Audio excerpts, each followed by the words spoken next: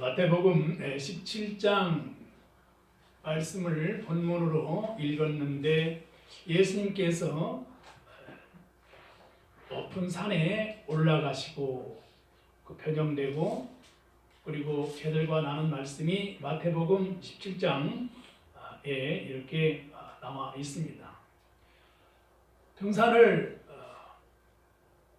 하시는 분들은 산을 좋아하고 산을 오를 때마다 마음에 기쁨과 즐거움이 있습니다.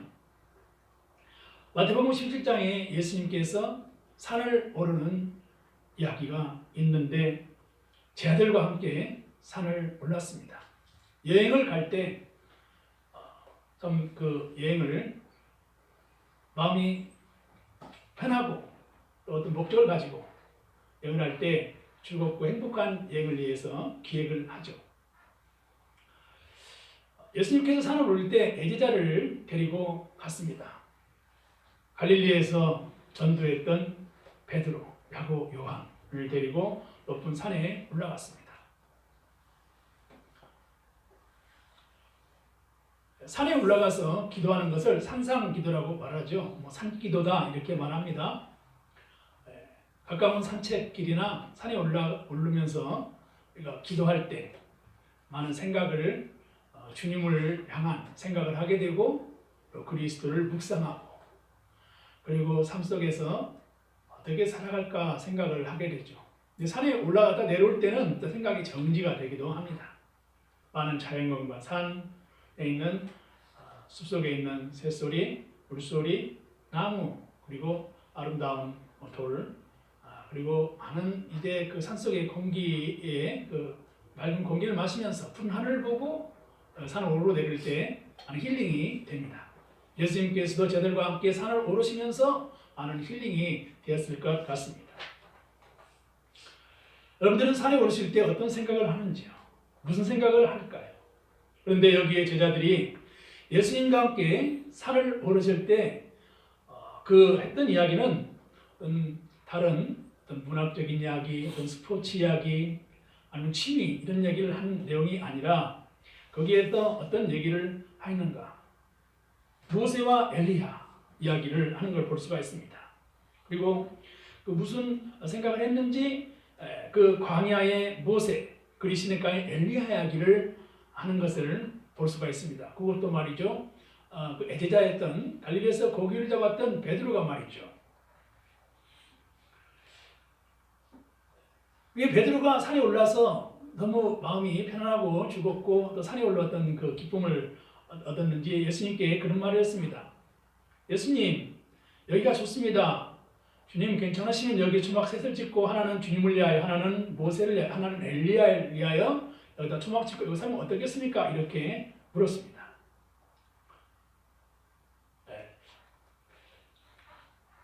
이러한 그 구약의 광야 생활을 했던 그리고 민족의 지도자였고 해방을 인도했던 이러한 지도자 모세의 이야기, 그리 시내가에서 떡과 이제 고기를 먹고 이렇게 그 아방을 피해서 살면서 이렇게 살았던 예언자, 살박 가부의 집에 가서 은신해야 됐던 이런 엘리야와 같은 그런 예언자의 이야기를 하면서 하나는 모세를 위하여, 하나는 엘리야를 위해서, 하나는 주님을 위해서 여기 막 짓고 살았으면 좋겠습니다. 이렇게 말하는 베드로를 볼 수가 있습니다. 상당히 베드로는 많은 이야기들 가운데 구약에 나오는 그런 예언자와 지도자 얘기를 하면서 예수님과 함께 담소를 나누는 것을 볼 수가 있습니다.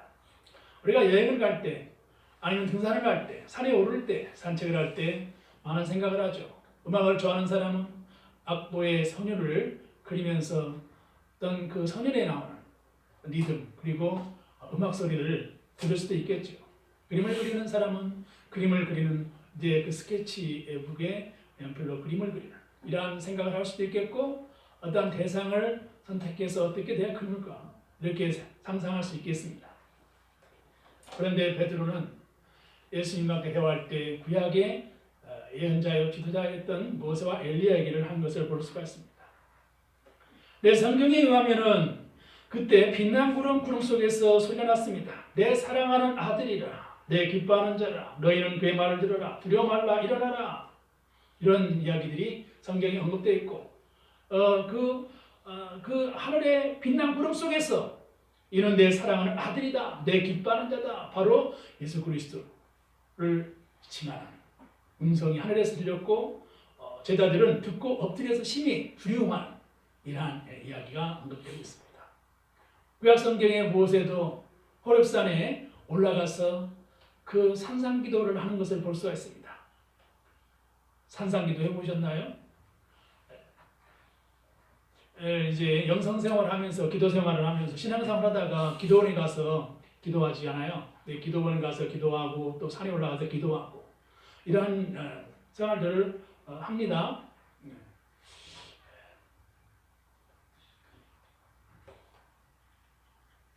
어거스틴은 눈에 보이는 교회는 그 자체로는 누추한 옷에 불과하지만 그 옷이 하나님의 광채를 받을 때는 존귀한 것이 된다라고 말씀했습니다. 우리가 교회를 오러 올 때 우리가 이런 많은 생각을 했죠. 교회 A형으로 볼 때는 A형으로 보이는 교회가 있습니다. 어떻게 보면 교회가 하나의 옷이라고 했을 때 옷이 새 옷이 있습니다. 옷이 누추한 옷이 있습니다.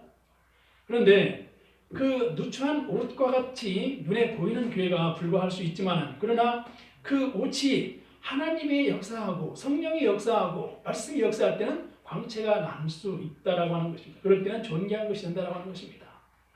우리가 환경에 영향을 받죠. 그러나 그 환경에 영향을 받는 곳에 성령이 역사하고 주님이 함께 하시고 말씀이 역사하면 광채가 나는 옷으로 변할 수 있다는 것입니다. 예수님께서 등산하시고 산에 오르실 때 누추한 옷을 입었을 것입니다. 그런데 그 예수님의 모습이 광채가 나고 그 놀라운 어떤 변화의 모습을 볼 수 있었어요. 그 얼굴이 아주 그 해같이 빛나고 옷이 빛과 같이 휘어지는 이러한 모습을 발견할 수가 있었습니다. 왜 얼굴이 광채가 나고 얼굴이 빛이 날까요?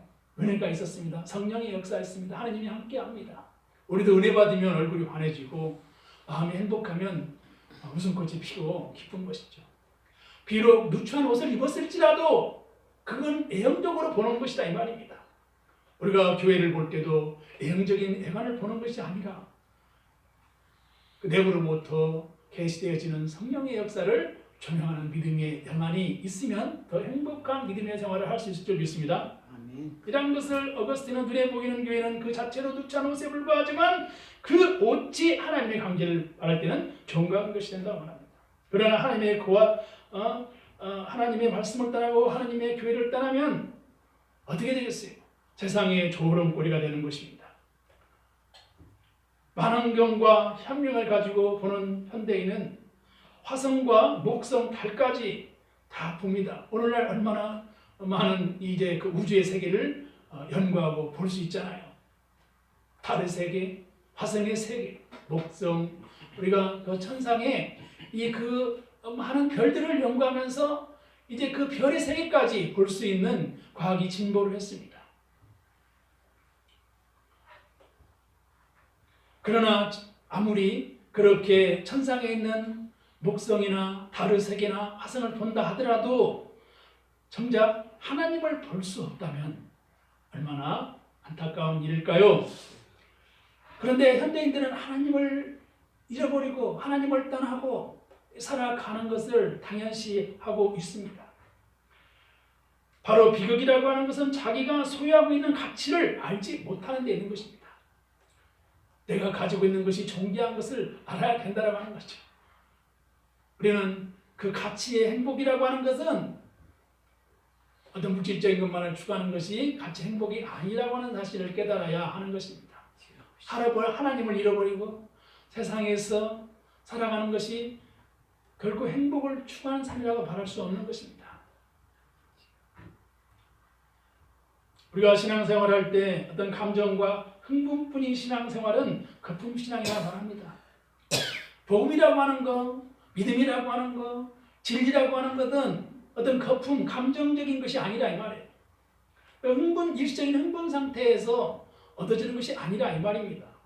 그것은 거품과도 같은 것이다 이 말입니다. 신앙은 신선이 되는 것이 아니라 참 사람이 되는 것이다. 새 사람이 되는 것이다. 새 인간이 되는 것이다. 그래서 구약에서 언급하는 이러한 율법의 모든 말씀 가운데서도 새로운 사람이 올 것이다. 새 사람이 올 것이다. 그 새 사람에 대해서 관심하는 것. 바로 예수 그리스도에 관심하는 것. 이러한 예수 그리스도를 조명하고 있는 것을 성서에서 말씀하고 있는 것을 볼 수가 있습니다. 우리가 변화산에서 올라서 그 변화산에서 그 베드로와 야고보가 얼굴이 광채같이 빛나고 그리고 이렇게 옷이 하얗게 빛나는 예수님의 모습을 볼 때 그들은 두려웠습니다. 그들은 지금까지 보지 못했던 예수님을 본 것입니다. 우리가 어떤 애형적인 것만을 바라고 애형적인 것을 보는 것을 전체로 생각하기보다는 내면에서 오는 아름다움, 참된 행복의 가치를 볼 수 있는 영적인 영안이 필요하다 하는 것입니다. 조지 물러 목사님이 계셨습니다. 이분이 집회를 하기 위해서 배를 타고 출항을 준비하고 있었습니다. 22시간 동안 짙은 안개로 출항을 하지 못했습니다. 배를 타고 가야 되는데 안개가 잔뜩 끼어 있는 거죠. 언제 안개가 그칠까 염려할 수 있는 것이죠. 그래서 그 조지 물러 목사님은 선상에서 기도했습니다. 나는 지금 안개를 보고 있는 것이 아니라 하나님을 보고 있습니다. 안개는 거치는 것입니다. 안개 너머에 안개가 거치면은 푸른 하늘이 나오고 푸른 바다가 보일 수 있고 그리고 선상의 배는 항해를 할 수 있는 것입니다. 기도가 끝나자 짙은 안개는 온데간데 없이 거치고 말았습니다. 항해를 할 수 있는 것이죠. 우리가 인생을 살아가면서도 잠시 보이는 안개 때문에 우리가 인생을 낭망하거나 포기하거나 좌절할 필요가 없는 것입니다. 어쩌면 오늘도 우리가 우리 삶 속에서 우리 마음 속에서 안개를 보고 우리가 인생의 어떤 가치를 전체를 그렇게 보고 바랄 수 없는 것입니다. 어떠한 누추한 옷을 보고 인생을 가치를 바랄 필요가 없다라고 하는 것입니다. 애형적인 것을 보고 우리가 생각을 머무를 필요가 없다라고 하는 것입니다. 안개는 거치는 것이고 누추한 옷은 새 옷으로 갈아입으면 되는 것입니다. 교회의 애형도 애관도 이제 그 자체로 누추한 옷에 불과한 것이지만 하나님의 광채를 바랄 때는 존귀한 것이 되고 안개가 거치면은 출항할 수 있다고 하는 것입니다. 우리가 오늘날의 교회도 코로나로 어려운 시절을 겪고 있고 작은 비자리기 어려운 교회에서 마음에 애로움이 있고 마음에 이제 그 어떤 믿음의 소원 소망들이 있죠. 그러한 삶 속에서 인간적인 실존의 염려와 이러한 삶에 대한 두려움이 있지요. 그러나 그런 두려움과 염려도 성령께서 역사하시고 하나님께서 역사하실 때 안개가 거치듯 다 거쳐버리는 것이고 푸른 하늘과 푸른 바다가 보인다라고 하는 것입니다. 무디라고 하는 복음 전도자가 있었습니다. 어느 날 무디 선생님이 집회에서 이제 집회를 했습니다. 한 사람이 말합니다. 무디 형제여, 나는 20년 동안 변화산 꼭대기에서만 살았습니다. 라고 말합니다. 우리가 등산을 해도 높은 산에 올랐던 예수님께서 산 꼭대기만 있었나요? 그리고 예수님께서 복음을 전하고 가난한 자들을 살리고 병든 자를 고쳤을 때 예수님의 삶이라고 하는 것은 늘 광채가 나고 그리고 얼굴이 이렇게 꽃같이 그 빛난 그런 얼굴만 하고 있었던 건 아닙니다. 때로는 위험이 있었습니다. 때로는 사람들이 예수님을 낭떠러지로 밀어서 죽이려고 했습니다. 그곳을 피해서 달아나야 했어요. 귀신 들린 자를 살리기 위해서 예수님께서 손을 얹고 기도했습니다. 말씀으로 고치고 치유했어요. 이러한 그 삶을 살았을 때 예수님께서는 이 사람들의 현장, 가난한 사람들의 현장, 아픈 사람들이 있는 곳의 현장에서는 예수님은 늘 이제 기도해야 됐고 그리고 그러한 삶 속에서 정말 힘이 필요했던 삶을 살아간 것을 볼 수가 있는 것입니다. 거기는 변화산 꼭대기처럼 그러한 편안함과 이러한 천상에서가 들리는 곳, 그러한 아주 그 광채나는 곳이 아니었어요. 그런데 무디가 집회를 할 때 어떤 한 사람이 나는 20년 동안 변화산 꼭대기만 살았다고 말합니다. 그러자 무디 선생님이 묻습니다. 당신 그러면 한 사람한테 전도했습니까? 물어봅니다. 그러자 그 사람은 말합니다. 한 사람도 주님께 인도하지 못했습니다. 그때 부지 선생님은 글쎄요, 우리는 그런 산꼭대기 체험은 원치 않습니다 라고 말했습니다. 우리가 아무리 변화산의 산꼭대기가 좋다 하더라도 꼭대기만 머물러서는 안 된다라고 하는 것입니다. 예수님께서 변화산 꼭대기에 베드로와 야고보와 요한이 함께 올라갔었는데 거기에 머무른 것이 아닙니다. 다른 복음서의 말씀을 보면은 예수님께서 산으로서 내려와가지고 그 사람들의 있는 현장 속으로 들어갔습니다. 귀신 들린 사람이 왔을 때 예수님께서 말씀으로 치유하고 고쳤습니다. 놀라운 기적과 기적을 보여주셨어요. 낮은 자리로 내려왔다 이 말이에요. 우리가 어떠한 그 화려한 거, 럭셔리한 거, 모든 것이 우리가 생각하는 어떤 모든 것을 이룬다라고 하는 것, 산 꼭대기에만 있는 것을 좋아 보인다고 해서 그것만을 전체로 생각해서는 안 되는 것은 아니지만, 그렇다고 해서 꼭 머무르고 그 꼭대기만을 우리가 바라볼 필요는 없는 것입니다. 예수님께서는 변화산에만 머무는 것이 아니라 산 아래로 내려오셨어요. 우리가 등산을 하더라도 해가 저무는 이제 그런 저녁 어스름 때가 되면 산을 내려와야 되는 것입니다. 그래야 불빛이 있는 마을로 내려오고 그래야 이제 되는 것입니다. 안전한 것이죠. 우리가 살아가면서 산 꼭대기만 머무르고 거품신앙을 분별하여 참신앙이 무엇인지 실천하고 살아가야 된다고 하는 것입니다. 산에 오를 때는 모세 얘기할 수도 있고 엘리야 얘기도 할 수가 있는 것입니다. 그리고 그림 같은 집을 짓고 인간의 꿈을 가지고 살 수 있다라고 말할 수 있는 거예요. 우리도 지나온 삶을 생각해 보십시오. 변화산 수련을 얼마나 많이 했어요. 기도원에서 얼마나 또 많은 집회를 했나요? 뭐 교회에서 연합 수련을 한 건 아니지만 그래도 기도원 생활 많이 했잖아요. 기도원 다녔잖아요. 산삼 기도에 되고 산을 걸으면서 뭐 이렇게 나무도 잡고 기도하고 막 그랬잖아요.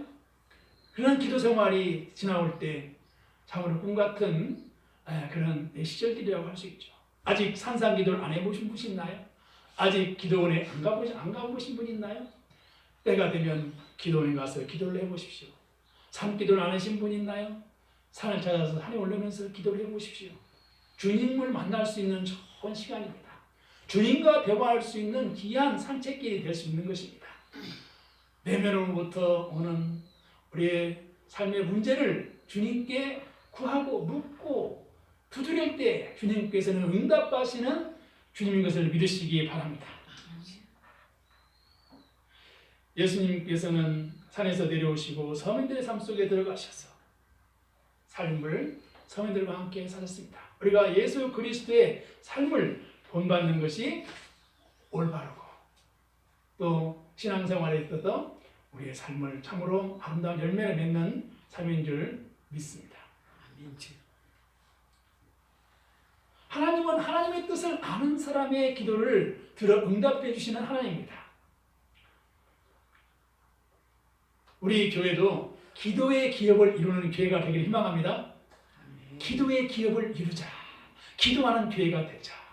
기도하는 신앙을 갖고 살아가자. 기도하기를 쉬지 말자. 항상 기뻐하라, 쉬지 말고 기도하라, 범사에 감사하라. 기도하는 교회가 되자. 저는 우리 교회가 기도하는 교회가 되기를 희망합니다. 우리의 신앙도 기도하는 신앙이 되기를 희망합니다.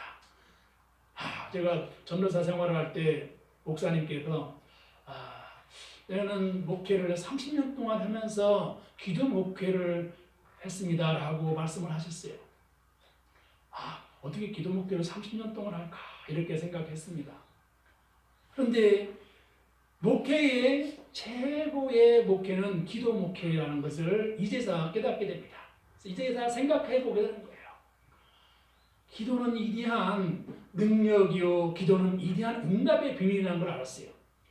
땅에서도 매이면 하늘에서도 매이고 땅에서 풀면 하늘에서도 풀리는 이 역사가 기도에 거기에 숨은 비밀이 있다는 것을 깨닫게 되었습니다. 우리 교회가 기도를 통해서 하나님께 응답받는 교회가 되길 희망합니다. 한 사람만 교회를 지키고 기도해도 그 교회는 하나님께서 함께 하십니다. 우리가 인격이 없는 어떤 돌이나 어떤 그 나무에다가 기도하는데 무슨 의미가 있겠어요? 요한복음 14장 14절에 내 이름으로 무엇이든지 내게 구하면 내가 시행하리라 이렇게 말씀했습니다. 우리가 산에 오를 때도 기도하잖아요. 소리내어서 기도할 수 있고, 또 산에 오를 때 대화하면서 기도할 수 있고, 또 묵상으로 기도할 수 있는 시간들이 되는 것입니다. 우리가 기도하는 일을 쉬지 않고 기도해야 됩니다. 지금은 시절 이제 그 사순절 기간입니다. 예수 그리스도의 삶을 묵상하고 순환을 묵상하는 절기입니다. 기도하는 사순절이 되기를 희망합니다. 히브리서 11장 10절에 믿음이 없이는 기쁘시기 못하나니 하나님께 나가는 자는 반드시 그가 계신 것과 또한 그가 자기를 찾는 자들에게 상 주시는 을 믿어야 합니다. 우리가 모든 일 할 때 믿음이 있어야 합니다. 우리 교회에 예배도 믿음을 가지고 예배를 드려야 됩니다. 어린이를 사랑하는 것도 믿음을 가지고 아이들을 사랑하고 아이들을 초대할 수 있는 믿음의 은혜가 있어야 됩니다. 노년이나 젊은 세대나 유아 세대나 모든 세대를 통합적으로 초대하고 초청해서 섬길 그러한 믿음이 있을 때 하나님께서 영광의 제사를 받아주시고 기쁨으로 온전케 하시는 하나님의 은혜를 체험할 줄 믿습니다. 우리가 문제가 있으면 사람들과 의논하려고 합니다. 그렇죠. 어떤 사업도 우리가 사람들과 논의해서 하려고 하죠. 경영과 사업에 많은 성공을 이뤘던 사람들, 부를 이룬 사람들하고.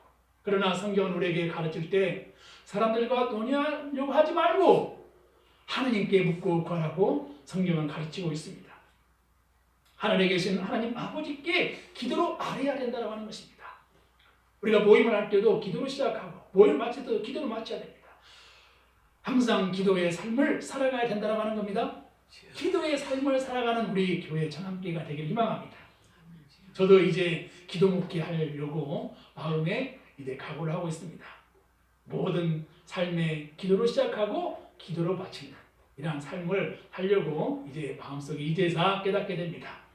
뭔가 기도를 고상틱하게 하고 뭔가 지성적으로 하고 상당히 어떠한 학문적인 기도를 하려고 노력을 많이 했는데 그런 기도가 중요한 것이 아니라 마음 자세가 중요하고 그리고 한마디라도 내가 주님을 찾고 주님께 구하는 그런 믿음을 가지고 기도하는 삶을 살아가야 되겠다. 기도의 본이 되어야 되겠다.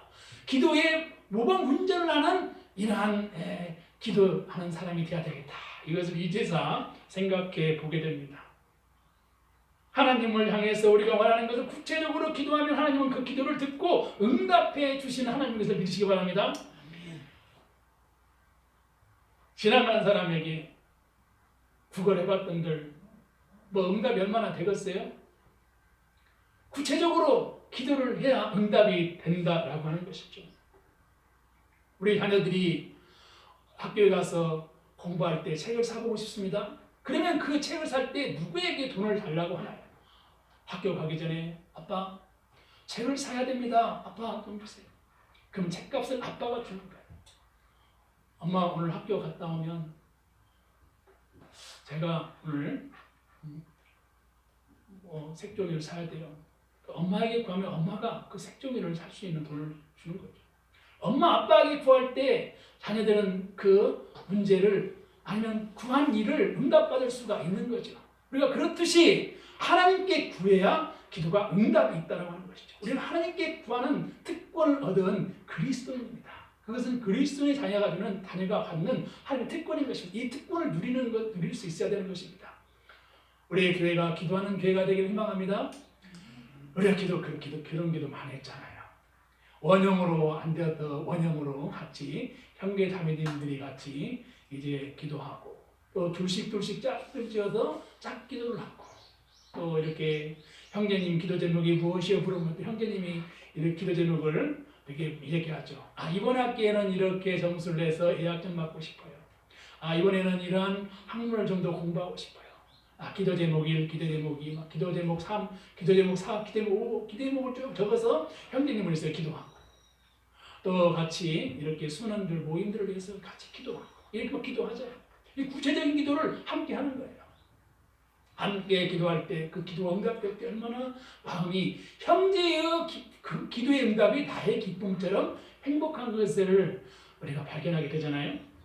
합력하여 함께 사는 이유는 기도를 해야 한다라고 하는 겁니다. 우리 권사님께서 30년 동안 기도했습니다. 교회를 위해 헌신했어요. 이제는 그 기도의 유업을 우리 청년 세대에게 그리고 우리 다음 세대에게 기도의 유혹을 나눠줍니다. 내가 기도의 유혹, 그 기도의 신앙의 열매를 우리 어린 손자 손녀에게 그리고 어린이들에게 우리는 이렇게 기도해야 된다 가르쳐야 되는 거죠. 주님께서 가르치셨던 그 기도문을 가르쳐주는 거죠. 예수님께. 그럴 때 더 유익이 있을 줄 믿고 그러한 응답이 있을 줄 믿습니다. 우리가 기도할 때도 영적인 영안이 있어야 됩니다. 지혜가 있어야 됩니다. 씨앗이 길가에 떨어지면 새들이 와서 쪼아먹습니다. 옥토에 떨어져야 열매를 맺는다는 것입니다. 변화산에 올랐던 그 엘리야와 모세와 함께 살고 싶다라고 이렇게 조막새를 싣고 살고 싶다고 하는 베드로의 그 마음의 영적인 영안과 그리고 그러한 대화가 예수님과의 대화를 통해서 베드로는 하나님 나라의 신비한 은혜를 얻었어요. 변화산에서 변한 예수님의 모습을 발견했어요. 하늘에서 들리는 소리를 들었어요. 신령한 음성을 들었어요. 이는 내 사랑하는 아들이다. 우리가 기도할 때 천상의 소리를 들을 수 있고 하나님이 주시는 음성을 들을 수 있을 줄 믿습니다. 기도를 통해서 하나님의 음성을 듣는 믿음이 있기를 주님의 이름으로 희망합니다. 기도하시면서 기도의 응답을 얻기를 희망합니다.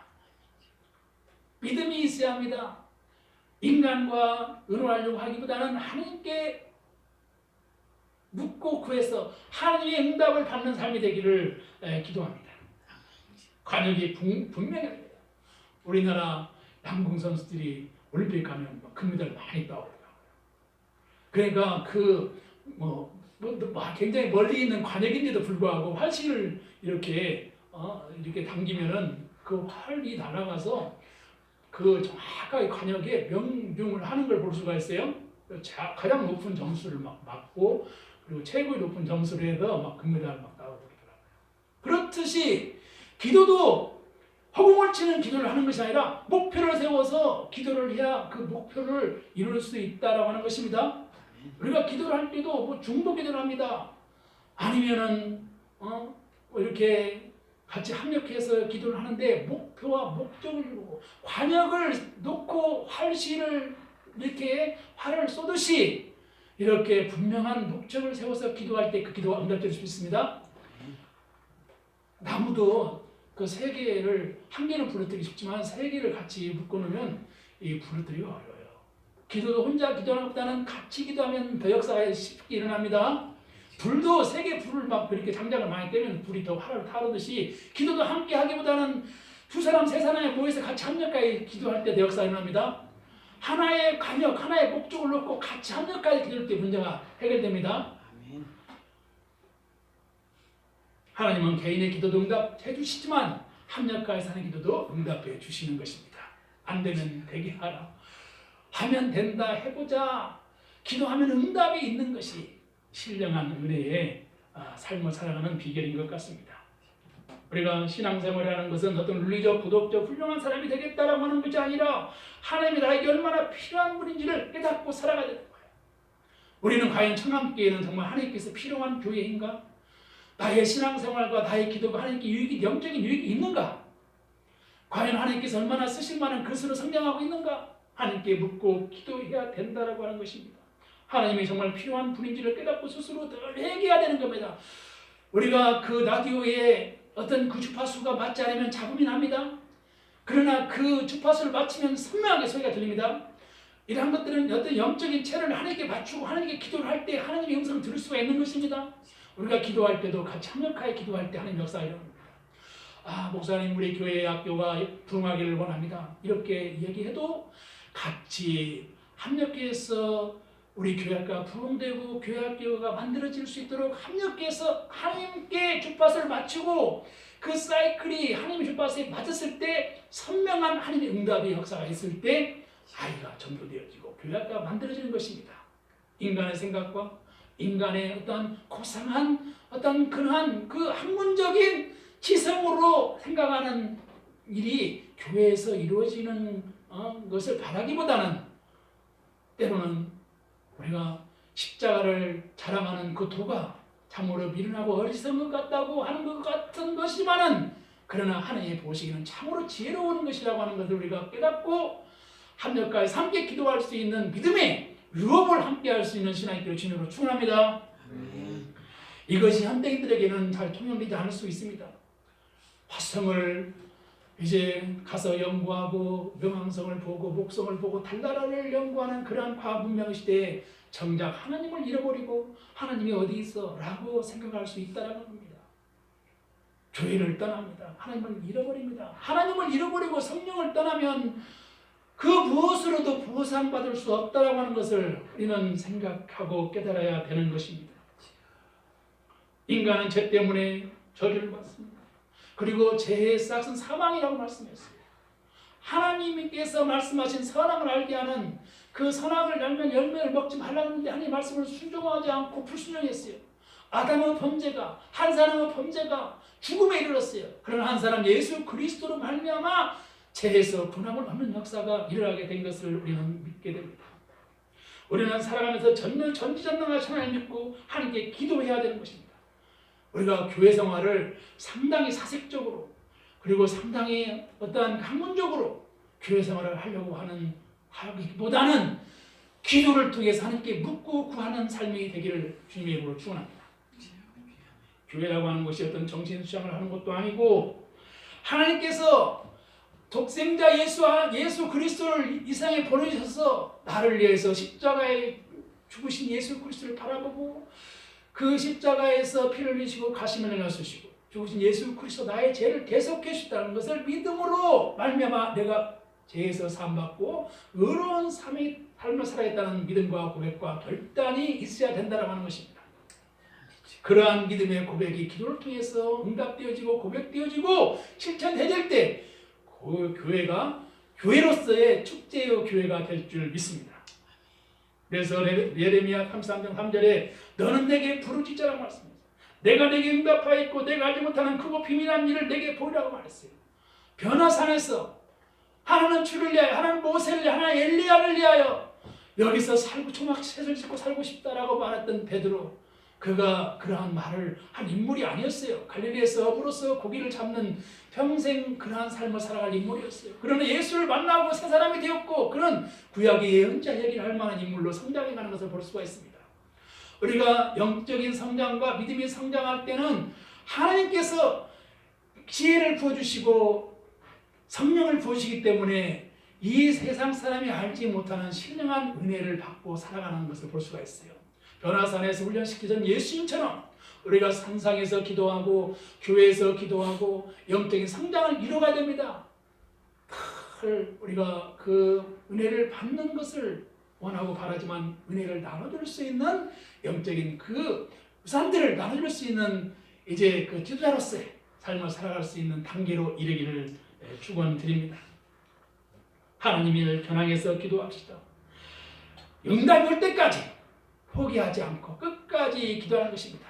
언제까지 기도합니까? 천국 갈 때까지 끝까지 포기하지 않고 우리는 기도해야 되는 것입니다. 우리가 한 사람은 전도했습니다. 언제까지 이 사람을 내가 함께 됩니까? 천국 갈 때까지 끝까지 영원히 함께 하는 것입니다. 이게 바로 성경이 우리에게 가르쳐주는 것입니다.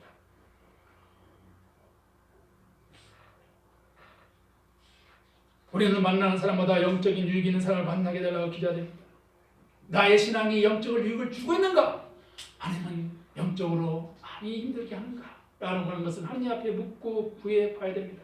기도할 때만이 육신의 요구와 모든 상황과 환경을 극복할 수 있습니다. 우리가 오늘 창암교회의 이러한 상황을 극복할 수 있는 힘은 이러한 교회의 모든 우리가 간구하는 것들을 정복하고 극복할 수 있는 것은 기도할 때 역사가 일어날 때 될 줄 믿습니다. 이러한 모든 환경이 극복되는 것은 우리가 기도할 때 영적인 하나님께 그 영광을 올려드리고자 하는 마음으로 추인할 때 이러한 모든 환경과 삶이 정복되어질 줄 믿습니다. 맡은 자가 구할 것은 충성이라고 했어요. 영적인 은혜와 복은 오직 기도로 하나님의 뜻을 아는 자의 것이라고 했습니다. 변화산에서 훈련을 받던 이제 그 베드로와 야고보 요한은 하늘에서 신령한 음성을 듣는 사람으로 그들의 영안이 열렸어요. 우리가 변화산 꼭대기에서만 머무는 것이 아니라 하나님의 영안을 듣고 하나님의 음성을 듣고 산에 머물러 있는 것이 아니라 이제 변화산 내려갔을 때 거기에는 많은 현장의 사람들이 있었어요. 인생의 낙오자, 인생의 실패자, 다들과 절망 있는 사람들, 상처받은 자, 그들을 끌어안고 보듬으면서 그들과 함께하는 예수님을 볼 수가 있습니다. 귀신 들린 자를 만났을 때 예수님께서 말씀으로 치유하고 고치고 조져주고 온전한 삶을 변화시켰습니다. 그래서 무디가 집회를 할 때 한 사람이 나는 신앙생활 할 때 변화산 꼭대기만 살았다고 했을 때 이보시오 한 사람을 전도해봤습니까? 하고 무디가 말한 것입니다. 전도는 귀중하고 중요한 일입니다. 한 생명을 주님께로 데려오는 일이기 때문에 그런 것입니다. 영적 전쟁과 같은 일입니다. 그러나 그러한 전도를 통해서 나의 영혼이 살고 믿음이 성장하고 그리고 제자를 키우는 위대한 믿음의 첫 발을 딛게 되는 삶을 살아갈 수 있게 되는 것을 보게 됩니다. 오늘날 우리의 현대인들의 삶의 영혼이 되면 많은 좌절감으로 수치로 또 분노로 근심과 불안과 염려로 많이 깨지고 쪼개진 이러한 삶을 현대인들은 살아가고 있습니다. 남들을 용감하게 혐오하고 타자들을 짓밟고 또 우월감을 회복하려고 하는 심리들이 있습니다. 남을 정죄합니다. 이러한 모든 것으로부터 예수님은 십자가를 지시고 십자가를 통해서 용서하고 사랑하고 받아주시는 사건을 십자가를 통해서 우리에게 보여주셨다고 하는 것입니다. 사랑의 모든 것을 완성을 십자가에서 이루셨어요. 그러므로 사람들은 십자가의 도가 멸망하는 자들에게 미련한 것이라 구원을 얻은 우리에게는 하나님의 능력이라고 하는 그 고린도 교인들처럼 세상에서는 어리석게 보이고 미련하게 보인다 할지라도 우리는 기도할 수밖에 없고 십자가의 도를 자랑할 수밖에 없는 믿음의 삶을 통해서 하나님께 영광을 돌리고 영적인 유익을 나누는 삶을 살아갈 수밖에 없다라고 고백하고 그런 삶을 실천하는 것이야말로 참으로 이 시대에 필요한 일이다라고 하는 것입니다. 오늘날 이 시대에도 청함을 받은 사람은 많지만 택함을 입은 사람은 적은 것입니다. 우리도 천국잔치를 할 수 있는 믿음의 산들을 기획하고 그 삶을 나눌 수 있는 삶이 되기를 희망해 봅니다. 하나님은 기도하는 사람의 기도를 응답해 주십니다. 변화산에 올라갔던 베드로와 야고보와 요한은 그 산상 기도를 통해서 산훈련을 통해서 하늘에서 음성을 들었습니다. 이는 내 사랑하는 아들이다. 신령한 음성을 들었어요. 우리가 기도를 통해 하나님의 음성을 듣기를 원합니다. 그리고 그 변화산에서 머무는 것이 아니라 역사 속에 들어가서 역사 속에 오시는 예수님과 같이 성육신하신 예수님의 그 삶을 예수님께서 그 복음을 실천했고 삶을 보여주셨듯이 예수님께서 또 기도를 통해서 제 아들에게 하나님의 일을 이뤘듯이 우리가 교회에서 기도하고 하나님의 역사를 이뤄가고 하나님의 의를 이루는 귀한 삶을 결단한다면 비록 외형적인 누추한 옷에 불과한 애관인다 한다 할지라도 옷이 닿고 좀 누추하지만 그러나 성령이 역사하고 하나님이 개입하실 때 예수님이 역사하실 때 그 옷은 변화산에서 광채가 나는 옷으로 변하게 될 줄 믿습니다. 우리의 신앙과 우리의 믿음과 오늘의 예배가 우리의 교회가 이제 광채가 나는 옷 예수님과 함께 하니까요. 성령님이 역사하시니까요. 주님의 이름을 부르고 기도하니까요. 하나님의 귀한 역사가 일어나는 삶과 생애가 되시고 외형만을 바라보지 않고 누추한 옷을만을 바라보는 신앙이 아니라 누추한 옷 이면에 하나님의 역사를 볼 수 있는 영안으로 위대한 믿음의 지도자요, 위대한 믿음의 신앙이요, 훌륭한 하나님의 택함을 받은 삶으로 축복을 얻으며 살아가신 주님의 이름으로 축원하고 축복합니다.